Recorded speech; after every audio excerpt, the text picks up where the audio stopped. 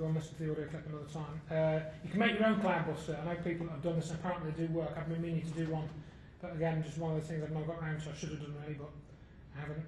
You can make a cloud buster, and it's meant to dissipate some of the chemtrail effects. But orgone energy, you can get, there's a site called Blue Crystal or something. I think I've got a note of it here somewhere. And you can get orgonite to put in on a necklace, on a pendant, carry it with you, put it around your house. It's supposed to have a beneficial effect of attracting positive energy into your area. Some people swear by this. I've got a chap, I know that chap who's got diabetes and he tried using it, swears by it, started to swear by it, and he started using it recently. Now another thing, hurricane manipulation. I'm overrunning a little bit, but I'm going to skip through this, but I do need to get to the end of this. Here we see evidence with some time-lapse photography from what's called a MIMIC, subtype of microwave imaging system, which looks at storms from satellite. And you can see here these bands. What's causing these bands in the hurricane? They're heavy rainfall. It's like somebody's firing a beam into that hurricane. I've seen this in several hurricanes. This has been spoken about by Richard Hoagland on his blog. This was a couple of years ago. You know, and the funny things with Katrina as well, funny things that did. A lot of people started asking questions. This is what I wanted to get to. I've been speaking to some people about this already. This is what I think they use weather control for. How many people knew about that? Almost nobody. Why? Because this has been covered up by almost everyone, even those talking about 9/11. Thanks to my friend Dr. Judy Wood, she discovered this. With its pentacle. The eye of the hurricane is in the shape of a pentacle, roughly. Maybe to do with hyperdimensional physics. That's a plume of material, not smoke, material, from the World Trade Center. 9/11 morning forecast. Where's Hurricane Erin?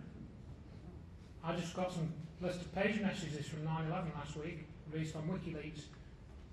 And some of those page messages were weather updates warning of Hurricane Erin with 90-mile-an-hour winds in the direction that it was coming in.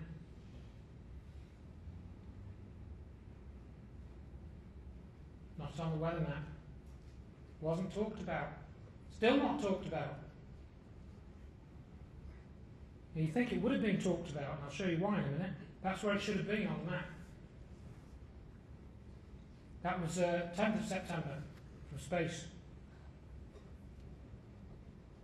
That's what a hurricane looks like from space. I'm not going to show you that, but I've got a clip from the space station, but came a short time. We're overrunning a bit now, but I just want to get to the last couple of slides. That's the path of Hurricane Erin, folks. 1st of September, it started sort of, in the mid-Atlantic somewhere. Went past Bermuda on the 7th, did a little bit of damage. Tropical storm, was reported by CNN. People there said, nothing to worry about, just going out to sea, don't worry about it.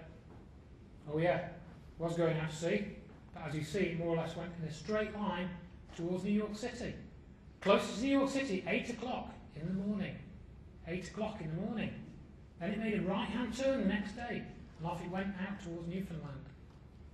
Slowed down, it was at its slowest speed travelling during the events of 9/11. Dry thunder reported at all 3 New York airports.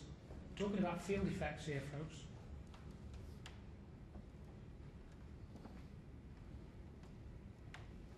This is a trace of the Earth's magnetic field taken by instruments in Alaska. We've got 6 different instruments. You see we've got a fairly steady Earth's magnetic field. But throughout the events of 9/11, you can see the displacements in those lines in all 6 instruments. And these displacements tie up with the events of 9/11. The first one in particular is this one. You can see the Earth's magnetic field dips, as measured, in 6 different instruments at precisely 8:46, which is the same time the supposed plane, and I do say supposed plane, hit the World Trade Center. So how can the Earth's magnetic field anticipate a plane crash? Because you see the lines, they start deflecting about 20 minutes before this supposed plane crash. It's not a plane crash, folks, it's an energy weapon. Sorry, folks, if that's shattering your world about 9/11. You might want to check it out, because certain people don't want you to know about this. I've got another clip here. Again, I haven't got time to play it, but this is from Ben Fulford. And he's noticed that there seem to be certain weather events which are politically timed. The Myanmar cyclone, that happened around the time that the government had some disagreement with the Americans or something. I forget, Ben Fulford mentions it. And also, the ships were right there to supply food and provisions. They're right next to Myanmar. Should have taken them 2 weeks to get there. Just before that Myanmar cyclone, whatever it was last year or the year before. But just a couple of slides to finish off. Again, I missed a lot out, but the 9/11 thing was what I wanted to really mention to you, so you can check that out. This was said by Secretary of Defence William Cohen, and this was in 1997. You see this quoted quite a lot on the internet. I think it's very interesting. Other terrorists are engaging even in an eco-type of terrorism whereby they can alter the climate, set off earthquakes, volcanoes, remotely through the use of electromagnetic waves. So there are plenty of ingenious minds out there that are at work finding ways in which they can wreak terror upon other nations. It's real, and it's the reason why we have to intensify our counter-terrorism efforts. I suspect, and this is me now, I suspect that because 9/11 was an example of false flag terrorism, this statement is another similar example describing a false threat, i.e. the real terrorists are the global control groups, not the rogue nations. It's the global group that's got this technology. It's the global group that's doing the chemtrailing. It's not nothing, as you know, it's nothing to do with Al-Qaeda. I think so pretty much people in this room are not under that kind of impression.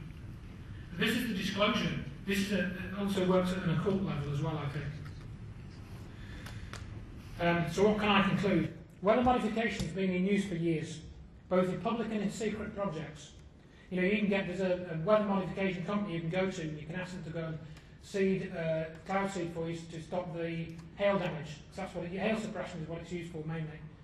So that's one level. You can actually get your own weather engineering if you pay for it.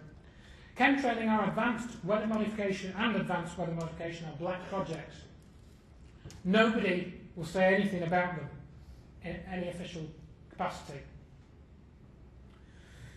We cannot take the issue of climate change or global warming at face value without embracing the evidence shown in this presentation as being part of the true picture. And this distraction with the CRU emails, this says, you know, all the non-global warming advocates are going to, squabble with the carbon dioxide people, and they're going to not see the chemtrails right over their head almost every day. They're not going to find out about the hurricane that's parked outside New York on 9/11. This is all going to be a distraction from that, from finding that out. And that's what fills up the papers, as you've probably seen in the last couple of weeks. So we can't get a true picture of what's happening with the climate until you look into this, what I've shown this, scratch the surface with. And the scientists who refuse to do this will be not coming to the right conclusions. Sorry, simple as that.